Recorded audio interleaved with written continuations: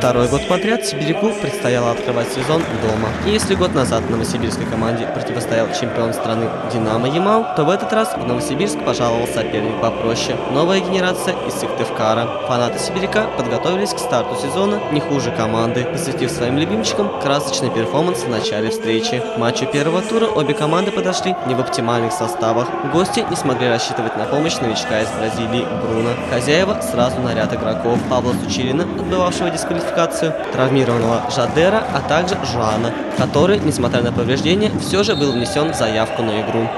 Что касается Жуана, у него травма, он не может полноценно принимать участие в игре, то есть выполнять все функции, которые необходимо выполнять. У него есть возможность выйти там на несколько минут и, в общем, сыграть только в атаке. И в основном была возможность просто его заявить, в силу того, что еще были травмированные футболисты.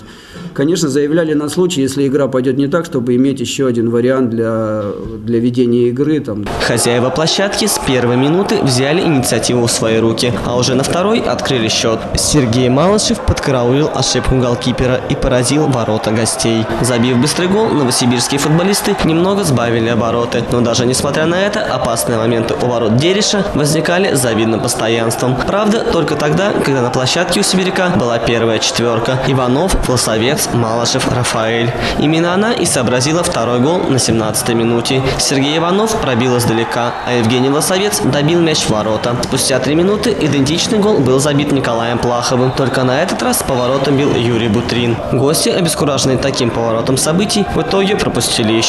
На 24-й минуте после удара Иванова гостей спас защитник, но уже в следующее мгновение Евгений Власовец отправил мяч в сетку. Место в воротах во втором тайме у гостей занял Сергей Слемзин. Вторую 25-минутку сыктывкарцы начали гораздо активнее хозяев. Сибиряки действовали довольно вальяжно, за что и поплатились. На 31-й минуте Виктор Прокушев подарил своей команде маленькую частичку надежды. Правда, в итоге ничего хорошего из этого не вышло. Хозяева собрались, и 2 точных удара Евгения Власовца, оформившего хит-трик на 33-й минуте, и Сергея Иванова на 34-й остановили порыв новой генерации.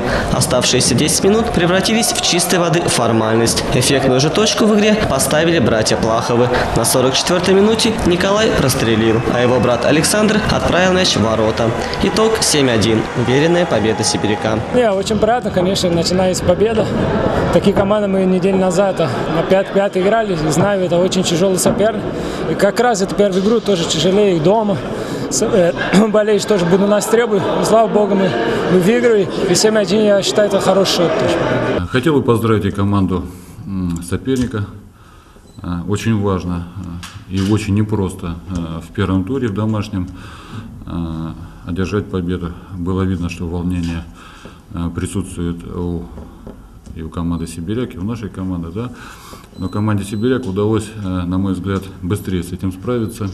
Перед стартом сезона руководство сибиряка поставило перед командой задачу попадания в призеры чемпионата и выход в финал Кубка России. Уверенная победа в первом туре – хорошее начало кампании по походу за медалями. Хотя в том, что дальше будет еще тяжелее, не сомневается никто.